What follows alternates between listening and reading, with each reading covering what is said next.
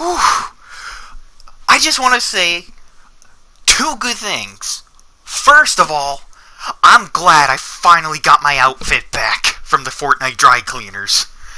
And I'm giving myself a mandatory vacation from that game because it's just too much. Not in a bad way, but in a good way. But two, thank goodness we have good games to play during this pandemic. The Killing Floor 2, it's perfect! It's a great way to pass the time in this game.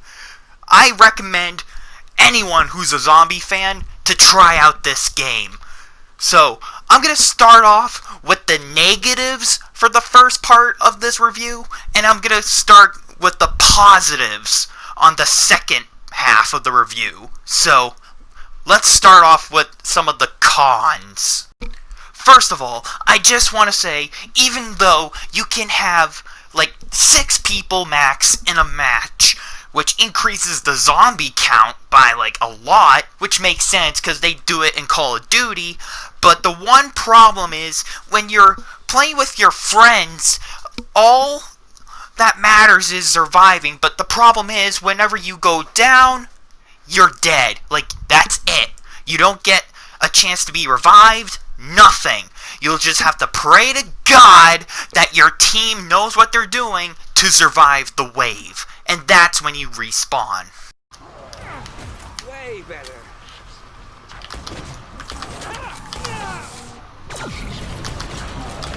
I'm gonna die. I'm gonna die. It won't let me. It won't let me. Oh, yeah. Bloodhound's crashing our gig. No. I just killed him before he pulled the BS card on me. Now, I'm gonna get this one out of the way first. The only reason you guys can't hear my friend in this game or in my past videos is because of their privacy setting, and that's fine. I respect that, and I understand why, but just wanted to get that out of the way, that's all. So, onwards, back to the review. So, the second big con and big problem, negative with this game, is that I'm not really gonna harp on this one too much, but it's the aggressive microtransactions in the store. Like 10 crates, 20 bundle crates, weapon packs, all this stuff. Again, I personally don't see a problem with game developers releasing stuff like this.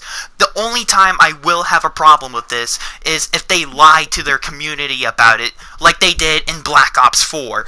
Or they end up greedy like Bethesda, and they just gouge every one of their player bases with aggressive microtransactions, just like Bethesda or EA. Okay, so I just checked the bundle for the Glock and the compound bow, and they are both $10. And honestly, in my opinion, it should have been at least $5, you know, because it's like a new weapon, and it's not like anything game-changing. Well, that's not true. Let me rephrase that. It's not as interesting as I thought it would be. I mean, this stuff should... The bow, the Glock, some of these outfits and stuff, they should be like $5. I mean, $10, I can understand why from a business perspective, but if you're looking at it for like a community perspective and want to make some more money, lower the price by like half or by like 10%. And I'm not good at math, but I would definitely really buy like the compound bow, but just cause one, I like bow and arrow stuff in games, and two, I feel like it's just a little expensive. But like I said, I don't have a problem with microtransactions. It's just if they get carried away, like Fallout 76, for example, that game is still a dumpster fire, and that game's still selling bullcrap microtransactions that don't even work properly. But in this game, at least it works. And it's true. I will be honest right now. I did buy the compound bow, and I did enjoy it. That is the only microtransaction I thought would be acceptable. Even though it was a little expensive, I'll be honest, I did enjoy it. I personally enjoyed the game. That's all I got for cons. It's just those for negatives.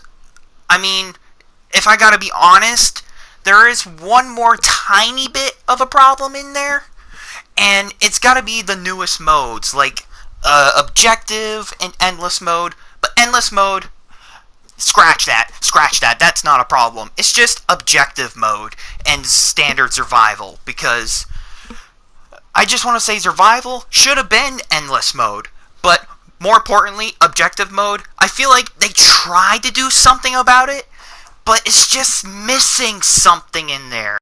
Picking him off.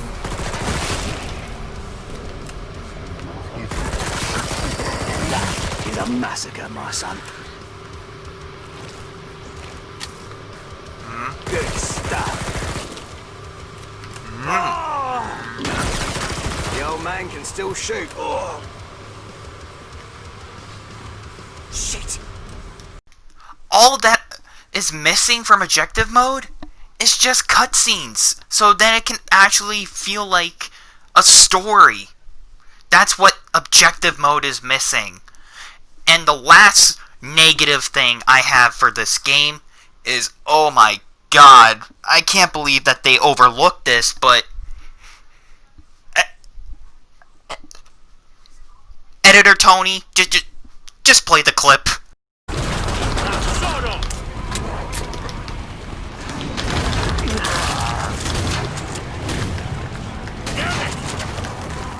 Well then. Come on.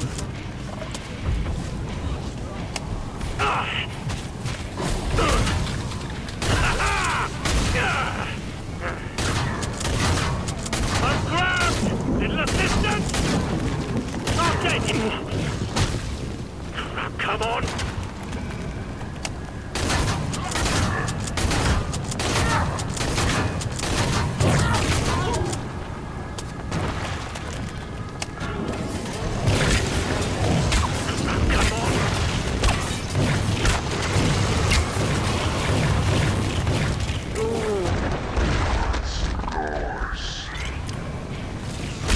Gotcha, freak! Whoa! Alright, now I'm starting to destabilize. Oh my god, is this guy so bad? Did I bug him out that bad by accident? Oh my god, the game is literally destabilizing over there.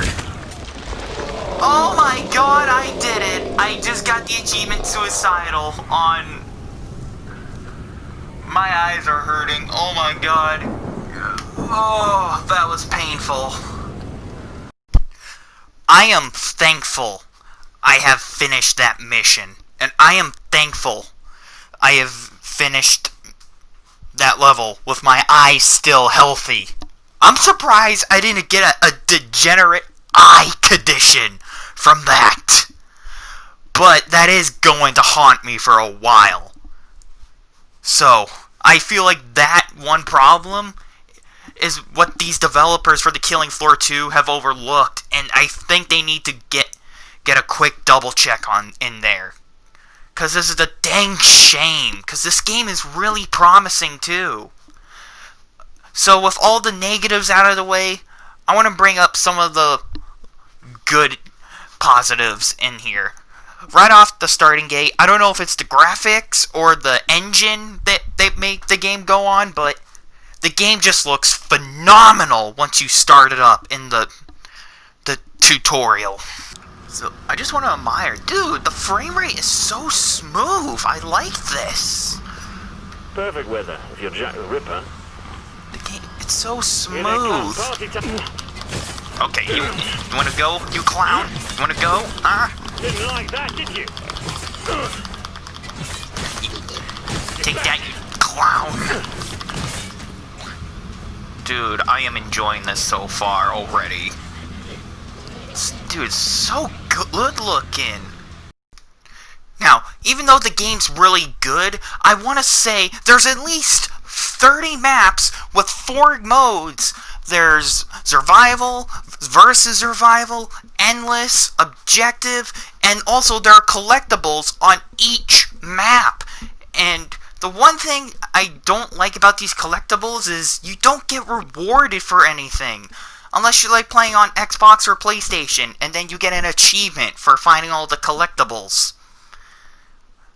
I feel like you should get a little something more for finding all those collectibles in the game on each map. You know what I mean?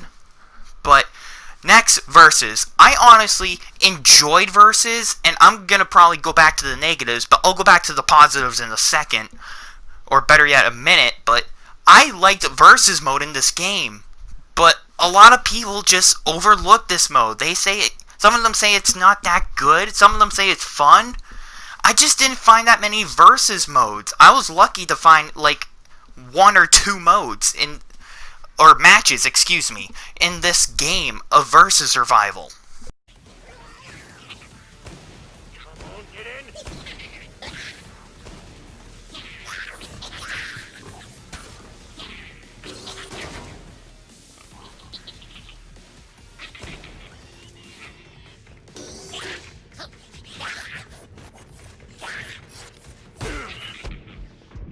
Whoa, it's got me!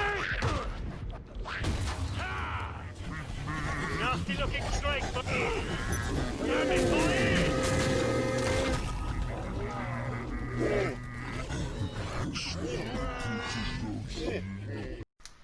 This is a dang shame, because I think versus mode is overlooked by a lot of people. I can definitely see some people goofing off in versus survival for just fun.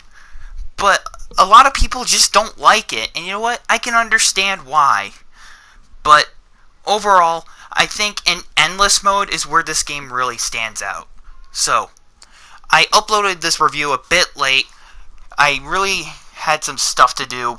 I wanted to make sure I got all the things that I found, bugs, awesome gameplay and that stuff. And I did find a couple more things, so I tried to put them in this review. So the game I was originally going to give it 9 out of 10, but with all the stuff I found a little more, the rating has really changed. So the final score for the Killing Floor 2 is probably not going to be a 9, but it's going to be a 7 out of 10.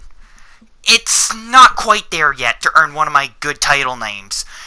I did double check with myself on trying to find more problems with the game, so that's probably why it remains a 7 out of 10. I originally gave this game an 8 or a 9 out of 10 when I watched this the first time, so that's why I double checked. So thank goodness I double checked with my own darn review. So the reason why it's not a 9 or an 8 is because of the bugs that can really impact the game and cause headaches and frustrations, like that annoying stabilizing bug I showed you earlier in the review. That one almost gave me an eye condition, but like I said, I'm glad I'm okay.